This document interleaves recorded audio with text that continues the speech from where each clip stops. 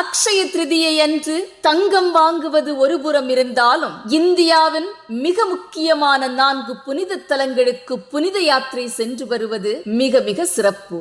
வருடத்தில் 6 மாதங்கள் இந்த கோவில்களை மூடி வைத்திருப்பார்கள். அக்ஷய திருதியை அன்று திறப்பார்கள். யமுனோத்ரி, கங்கோத்ரி, கேதார்நாத், பத்ரிநாத் என்ற 4 புண்ணிய தலங்கள். அமைதியை விரும்பும் பக்தர்களுக்கு இது ஒரு சொர்க்கம் மாதிரி இருக்கும். இந்த 4 கோவில்களும் இறைவனின் 4 இல்லங்கள். யமுனா நதி தொடங்கும் இடம் யமுனோத்ரி.